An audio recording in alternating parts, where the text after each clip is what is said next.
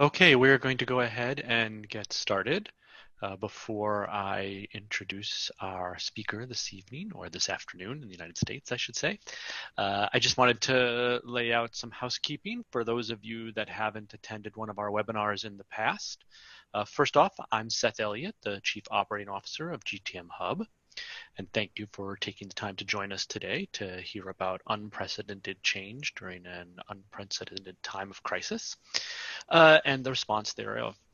So we always record these sessions, as you probably know if you've attended one before, and we'll release this version of the recording of the webinar sometime next week. But in the meantime, I'd like to make sure you remember that at any time during the session, you can use the Q&A button below to ask any questions or make any comments. I'll be collecting those during the webinar, and then Tonje will spend time answering those for you at the end of the webinar. We'll spend about 40 to 45 minutes, give or take, with her presenting, and then we'll leave that time for questions and answers on any subject matter that you feel you'd like to explore further. So with that in mind, I'd like to introduce our speaker today. Tonje Elisabeth has worked at a number of high-paced global organizations, most notably both Google and Microsoft. She's currently in Norway, but she has also worked and lived in France and Switzerland, among other places. She really has learned the value of staying flexible and autonomous, being ready for perpetual change, understanding various models of the world and cultures, and really what it takes to lead in a global competitive landscape, which has really kind of led her and her colleagues towards change leadership as a profession and almost a value. And certainly at Google, she had firsthand experience with how to engage and motivate employees and really what it takes to make sure that a company keeps its competitive edge. She learned powers of transparent communication, collaboration, and she and her colleagues as well wanted to give back and share this knowledge throughout the world of business with companies of all types, how to engage people, particularly while going through perpetual change. And I know for sure that Tonje specifically has told me that she believes that everyone deserves to work in a thriving environment. And she's the co-founder, as a result of all this, and the director of Change Corp. And Change Corp's vision is to help transform workplace cultures into spaces where people's hearts are truly in their work, where they can thrive, and to increase the engagement and deliver innovative and tangible results in a very rapid fashion. So she has a great deal of experience in both managing and responding to change. And I think that we'll hear a lot of very interesting results from her tonight. So Tonje, I'm going to turn it over to you and let you go forward. Thank you so much for that lovely introduction, Seth. And thank you all for joining us tonight. We don't take your time lightly. We appreciate that you have a lot going on in this unprecedented time. And we will make sure to deliver for the next 45 minutes. So let's start. It is interesting to be in a space of helping people and organizations go through change and culture change when no one really knows how the future will look like in 5 or 1 year even. There's a lot of reports, there's a lot of speculations about how everything that's happening now with COVID-19 will affect our lives and also the future of work. And no one really knows. What we do know is how it's impacted our daily working from home, for instance. And I am sure many of you can relate to the picture on the next slide on how it is to have these daily Zoom meetings and if we are prepared or not. So, joke aside, the COVID-19 has made many people unemployed, and fortunately also thousands and thousands of people have lost their lives. And we are in a situation that's very challenging for many, both on a personal level and also businesses. And what we do know is how change methodology can help your organization go through change. So with everything happening, we'll at least take what we do know tonight and give you some insights on how to take your organization and also help your people, your teams through this change. The silver lining of it all is people stepping up and showing empathy and caring for others and really helping other people. So that is the silver lining, and that is a beautiful situation. So with that said, we will now go through what we'll have in the agenda. We'll look at how the phases of change impacts you and your organization. We'll look at how you can take your organization going through change in a good way, and we will develop a roadmap. So we'll look at a roadmap for you and your organization. What we do know is that many people are stressed out. They are in a situation where they're really not coping well, maybe with the situation working at home and also homeschooling and doing all that. We also know that it's been a very stressful situation for many. So there is a challenge in the mental health area. We also know that many organizations, all organizations in the, for instance, travel industry are going through a very rough time, and also other industries that have the need to develop or the need to deliver physical products. And we also experience that, going from delivering face-to-face, going then to the online world, there is a shift for us all.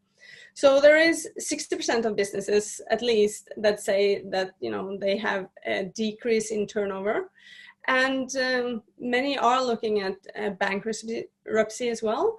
And then there are the opportunities of how to shift through that change and go well through that change that we'll talk about today.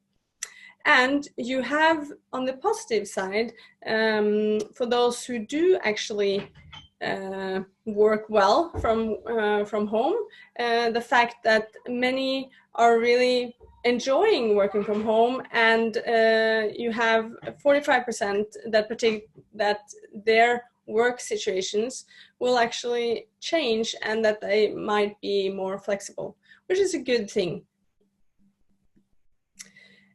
So what we'll look at today is a model called CARE. We have taken everything, we're certified change management practitioners, and we've taken our experience and made a model. I would, on that note, also like, because that was one of the questions last time, if there are other models. So I'm gonna just run a model for you. That's ADCAR from ProSci. ProSci is, I would say, the world's leading on certifications in change management. As I said, we have our certifications there. So they give out great both books, but also insights. And this is something that comes out once a year or once every 2 years, that are best practices in change management. So ProSci is one with ADCAR. And then you have also Cotter, who's speaking about the 8 change accelerators. So those are 2 sources to look into, and there's many more sources on change management. And this is a book that is very good, also written by someone that is related to ProSci, and this book as well. So I just wanted to give you that library of change management, if you may, and then we'll jump into what we wanted to do was to create a model that was easy to understand for clients and for organizations going through change, and giving some aspects of what to focus on in each area. So first, there is the catalyst phase. Something is happening, right? For instance, COVID-19. It can also be other events, both internal and external events, that propel the organization into a change state. And what you want to do in this phase is understand what you need to focus on. And I'll give you an example of a client of ours while going through this phase. So what you want to do is to understand what's going on. You want to, there might be people, both in the management, but also employees who need coaching.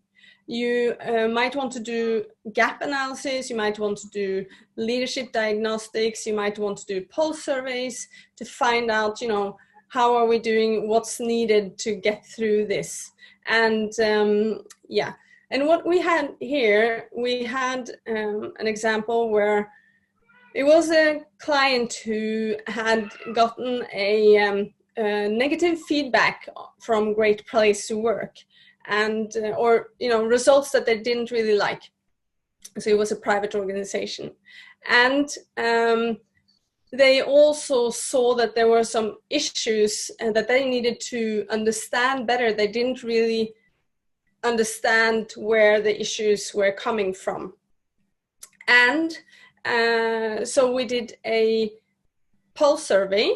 We also did focus groups with all employees, and we did interviews with selected key employees to figure out what was going on. And with that, because if you take a employee survey, or if you take, for instance, Great Place to Work, that is a great certification program, some of the questions are made in a way that you can't really know what the person is thinking. It can be several ways of interpreting the question, and thus the answer can be, there can be several answers to one question.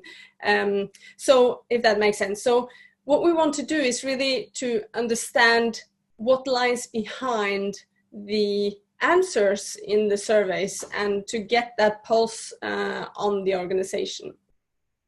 So this is what you want to do when you first go through, when you have discovered that a change has happened and you don't really know what to do. You want to really get to the bottom of all the underlying issues of all the symptoms. And you also want to think about coaching employees.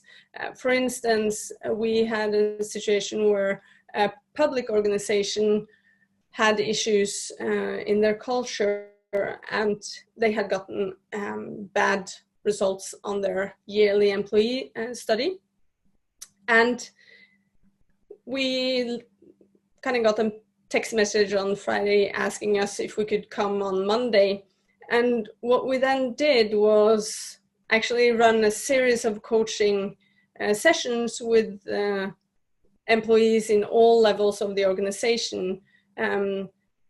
First, also because they needed to have someone to talk to about the issues they were going through, and also to guide them through the change curve.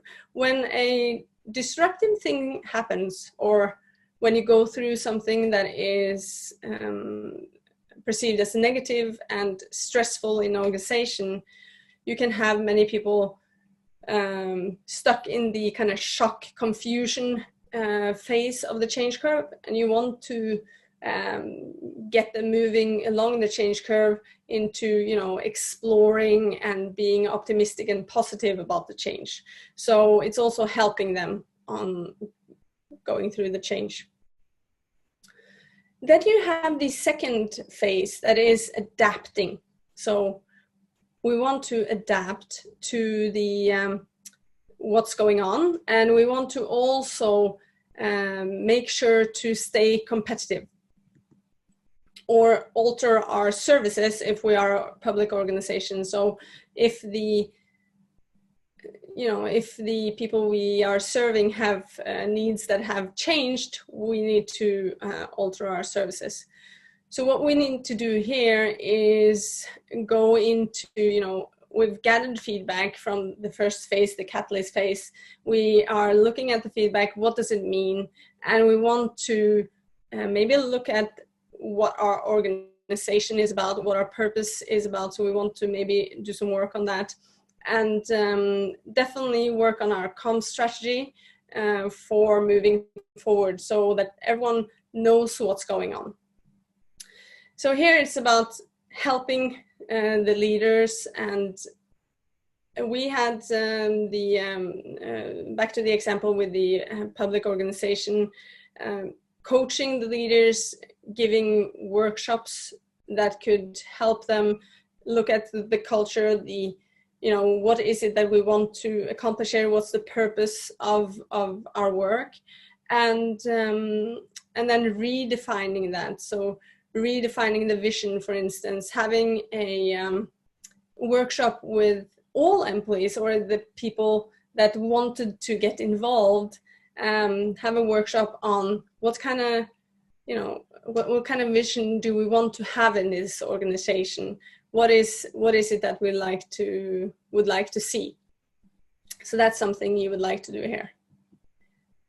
Then we have the third phase, which is the recover phase. So I would like to not say moving back to the new normal, but moving forward. You want to do changes, you want to change the things you've been doing, because there has been a big change and you need to adapt to the situation. So recovering from that.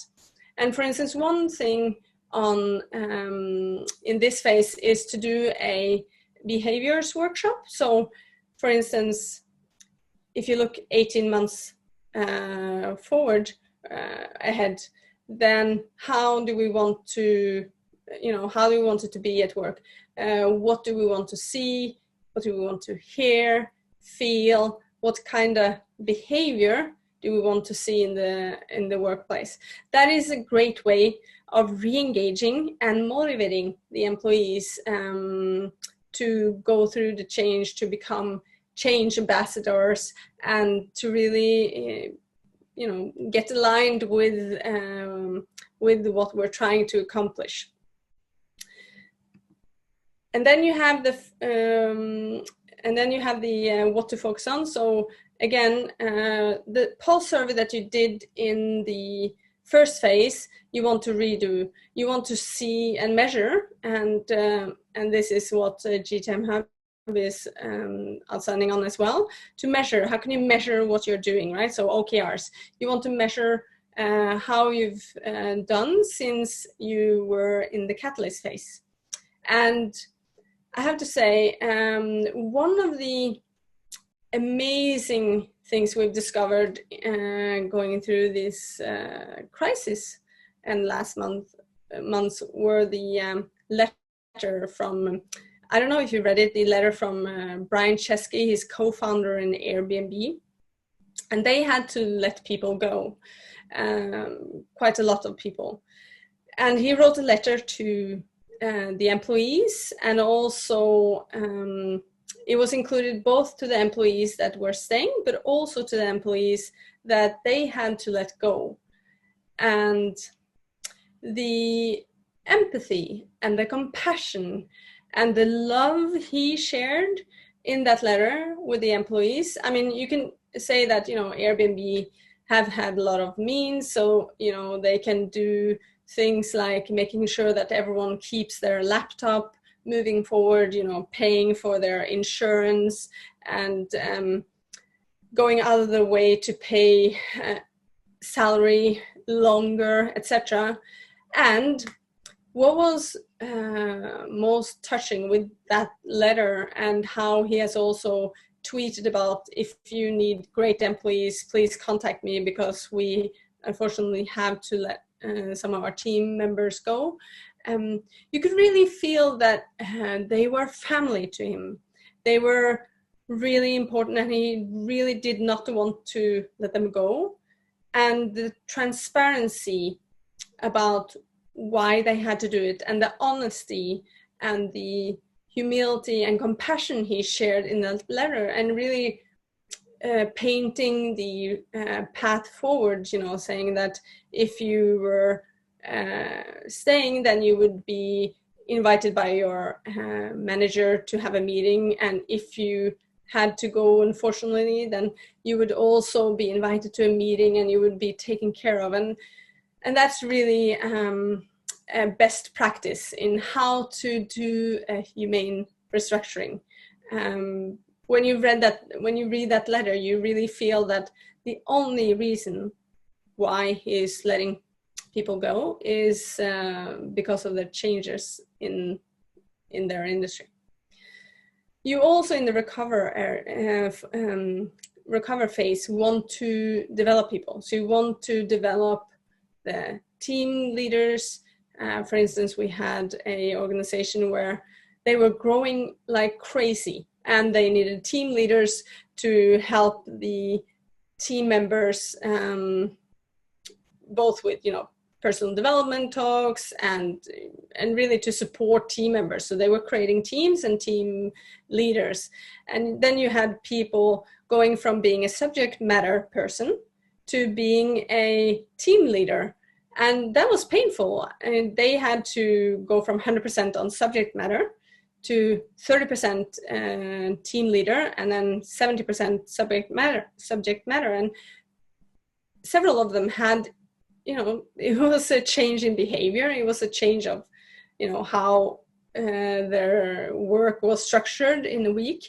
So it was a big change. And that's also something you want to help with, both, you know, developing them in having trainings, and also giving them support through coaching. Because we know, if you are to take a very different example, if you are to increase how much you know, work out in a week from 3 times to 5 times, there is a change in behavior, and it's a hard, you know, it's a challenge. It's a challenge to change the behavior like that.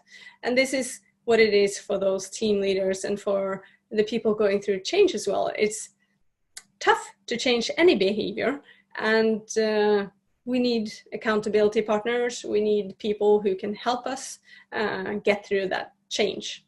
So that's really what you want to do in the last 2 phases of change, both the recovery phase and the emerge phase that we'll talk about coming next. It's making that change sustainable in a good way for your people. And then you have the emerge phase, which is about making the change stick. And it's also about looking at what you can improve moving forward. So here you want to really, you know, consolidate the high-performing teams. You want to make them work in a good way. You want to review what you've been doing. You want to measure, as always. So retake any analysis, surveys, planning new KPIs or OKRs, doing a pulse survey again. So measuring, right? Have we moved ourselves from where we were? And you want to see positive results here. Also developing the leaders and really help the teams. Maybe there's also new teams to work together and to create great results. And here I have, we're using Wiley and 5 behaviors, and there's a book by Patrick Lencioni called The 5 Dysfunctions of a Team. And it's really good on understanding what makes a high-performing team, and also what you can be doing in this change to create those high-performing teams. And then consolidating moving forward. So summing up, this is the whole model, and we'll send this to you, so don't worry, you don't need to write it down. It's just to showcase the different activities you want to be focusing on going through these phases. So in the catalyst phase, what are you going to focus on? What do you need to find out?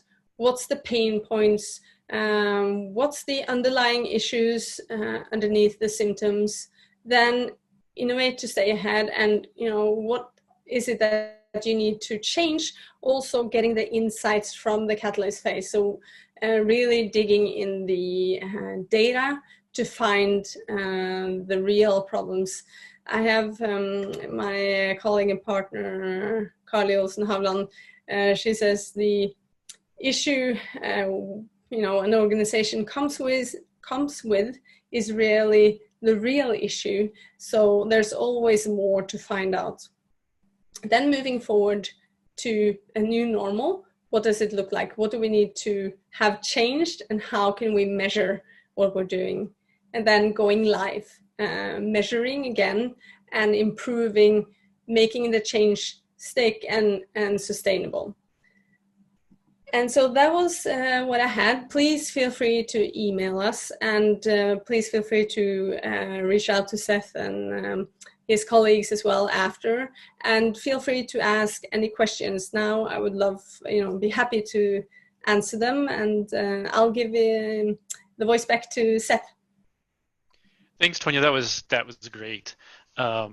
We have a few questions, and also some that I think probably that maybe people might want to ask that we got last time. So let me try and combine some of these together, and let's go through some of this dialogue-wise.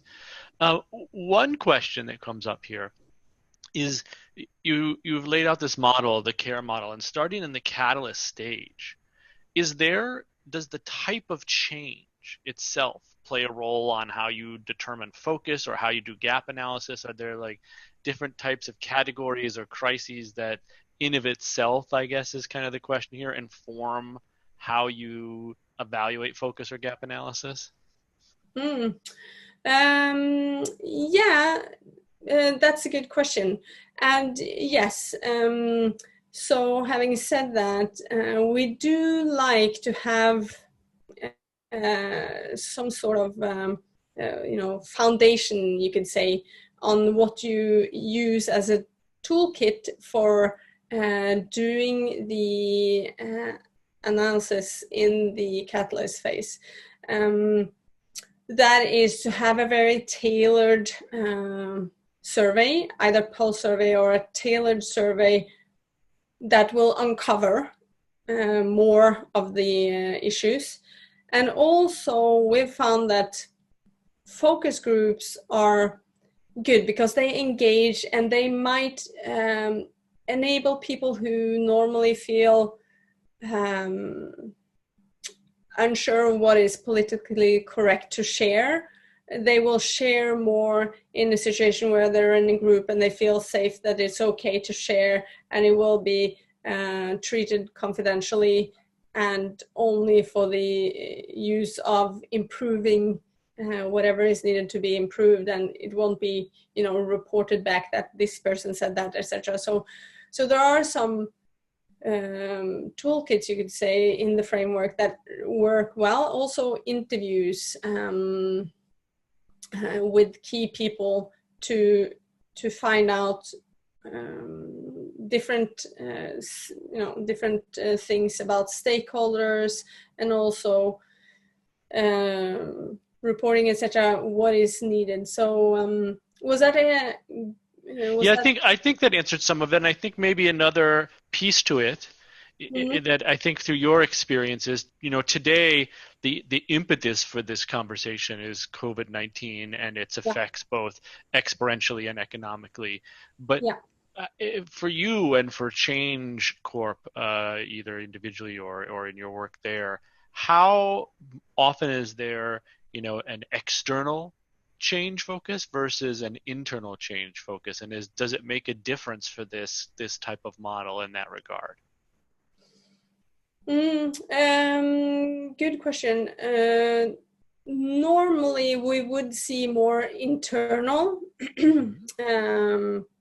that is coming from something internally. It could also be internally, whereas the culture isn't what we want it to be, or we need to develop our people. We need to be even better with our clients when we communicate, for instance, communicating with impact. And well, that's also kind of external. And there could also be that things in the industry is changing so much to our favor, so we are growing like crazy, and we need to make sure that we have a foundation that is solid and that we can build on. So Sure. I would say, it's a good question. I would say 50-50 on that. And it could be, for the catalyst phase, it could be any kind of event that creates, disruption for the organization and for the people. So yeah, any event. So I guess this isn't a question someone else asked, but just given the answer that you've just given, I guess if it's an internally mandated change, the catalyst phase is kind of almost intentional, no? And then the rest of the model is perhaps how do you move people through the care model, knowing that you're engaging in this intentional change. Yeah, I understand what you mean. And normally people don't, in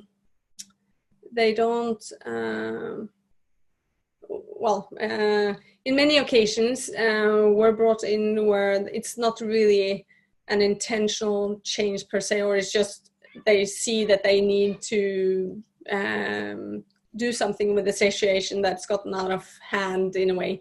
So, but I agree with you, Seth. It can also be intentional, and thus it's how do we get through the change curve? Yes, absolutely. So with that in mind, one of the questions that came in, and you answered some of the question throughout the rest of the presentation, but I think it's still a worthwhile exploration to dig a little deeper, which had to do more around the idea of how do you nudge people into focusing on managing the change curve instead of reacting to change? Mm-hmm. It's a good question. It's understanding why we're going through change is always needed. And also for them to know what's in it for me, right? Why? I was speaking to a lawyer the other day. She said, we've recently gone through 2 changes. The first change, I didn't feel comfortable. I didn't really want to participate. I didn't want the change. The second change, I was engaged. I wanted to be in the change. And what changed it for her was that she, in the second change they went through, understood the why, understood why it was beneficial for her and for the organization, and what it would do for her work, how it would help her in an everyday situation. Because let's face it, when we implement IT change, before it gets better, it gets worse. We go through that pain of learning the tools, and it's supposed to make us more efficient and for us to work smarter and be more productive, but we feel like we are actually using more time learning the tool. So and it doesn't need to be an IT change, but it's in any change we need to understand why and what's in it for us, and why should we engage ourselves. Also, I have to say, enabling people to be engaged and to engage themselves in the process. For instance, like the behaviors workshop I mentioned, that people can, they can say, I want to be a part of that, and I want to be going into this workshop and sharing how I think that we should have it in our workplace. And so it's allowing people to be going through it as well, and allowing people to feedback what they think, allowing people to give their opinion, allowing people to raise their hand and say things if they're not happy, or if they need more communication, for instance.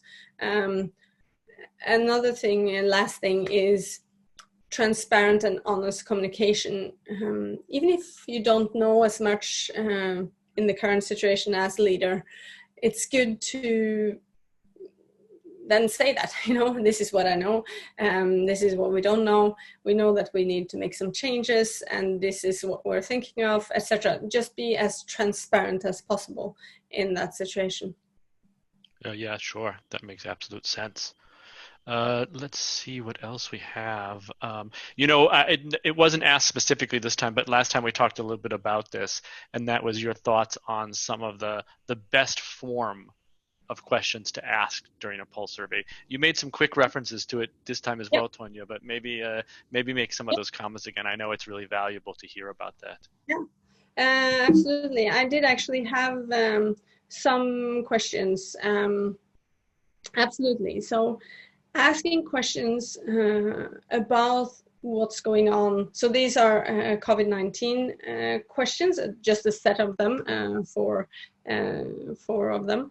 And it's asking specific questions about what's going on, and how they're feeling, basically, how they're feeling in the situation. Are they getting the support they need? How are they feeling moving forward with the change? Do they have any concerns? And also open questions. We see that people are very, happy to be sharing whatever they are thinking of. And in the open questions, so anything else you would like to share, you see that people share things that you didn't think about asking them.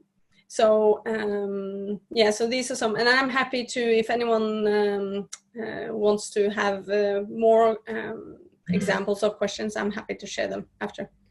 And if I recall, you've referenced it here again, but the real focus here is on feelings in the pulse survey, right? I mean, that's what you're telling me a little bit about how important that is.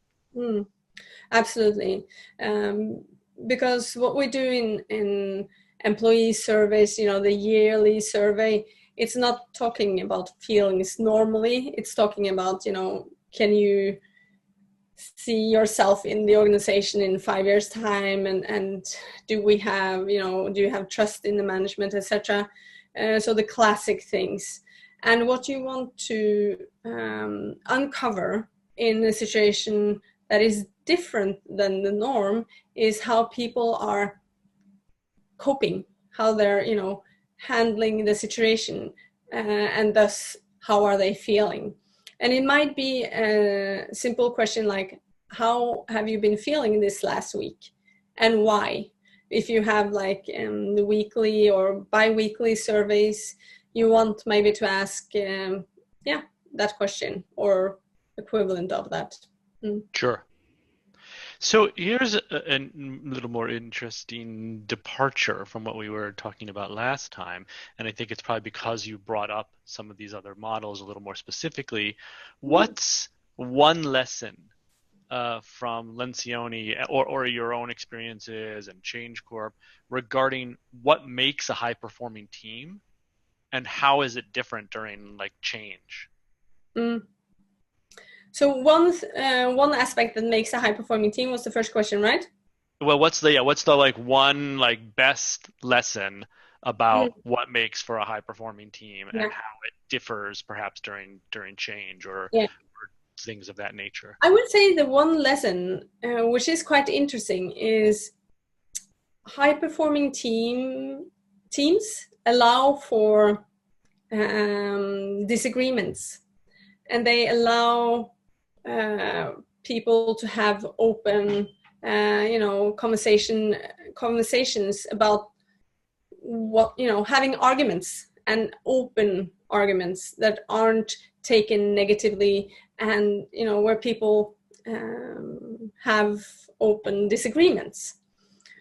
One thing that I would say that is different going through this change, the crisis we're going through now, is very important when it comes to high-performing teams, and we've seen that with other organizations, is to have often, check-ins, maybe daily even, when you're going through a really rough patch, have daily check-ins, especially if you're not working from the office, if you're working from home. So everyone going on and having like a 15-minute or 30-minute check-in. How are we feeling again? Or like, how are we doing? What's on the agenda today? How are we gonna, what's this day, week about? And just to have a temperature check on how the team members are doing. And Sure. yeah, so Yeah, that that makes would sense. be It's funny you say that, Tonje. A previous company, not at GTM Hub, we do things a little bit differently, especially with our OKRs focus. But a previous company where I was chief marketing officer, we had a rule instituted at the executive level that silence equaled disagreement. Intentionally, that silence equaled disagreement, and that therefore, if someone hadn't participated in a discussion, we assumed that they disagreed with the outcome, and then the CEO would ask, what is it, Tonje, that you're disagreeing with, even though you hadn't said anything, specifically because you hadn't said anything. So it's quite an interesting example that you use. I love that. And I think because that forces you to actually give your opinion. There are team members that will maybe sit and not say anything because they feel uncomfortable. So it's about getting over that uncomfortable, getting into feeling comfortable being uncomfortable. And also another thing with the high performing teams is that there is trust, right? So even if you're having a disagreement, there's a trust and a security in knowing that it's okay to be in the disagreement. So that's very important as well. We have a different question that is related to the size issue, and Carrie's asking, how would you apply this model, this care model, to very small businesses, ones that have like very little HR or organizational development capacity? And to expand, I think, on the question, then, how can you lever some of these key specific points that you've made when you're small enough that you don't necessarily have a lot of people actively focused on the organizational health side? So depending on the budget, of course, many organizations that we work with are small, so they don't have the framework, they don't have the HR aspect internally, and so they hire us in on, or other consultants like us in different levels depending on what their need is, and also what would be the best thing moving forward. So if you don't have it in-house, as you say, then having either an advisor that can help you, pinpointing what you need to do, or having people actually walking with you arm in arm through the process is an option. And I would again go back to models such as ADCAR, or we're sharing this as well, just to look at what is it that I need to do, and are there things that we need to have help on. We might be able to do many of them ourselves, but then should we get help on the most critical issues from an advisor? Absolutely, that makes sense. I think that that looks like it might be the end of the questions today. So again, I want to thank everyone for joining, but particularly, Tonje, I want to thank you. I know you're on the same time zone as I am, and it's going on 9 p.m. now, and so we really appreciate you taking the time out of your evening to provide your thoughts and your suggestions for people to manage change in this type of environment. And again, we really appreciate it. Really thank you. As I've said, the webinar has been recorded, and we'll release a version of this sometime next week. If you have any questions, you can of course reach out. You see on the screen that Tonje has put some contact information for herself and for Change Corp. And of course, if you have any questions about GTM Hub and OKRs, you can always reach out to us directly as well. And we really appreciate all of you joining us, and hope you have a fantastic rest of your day. Thank you so much, and thank you all for joining us. Thanks, everyone. Take care.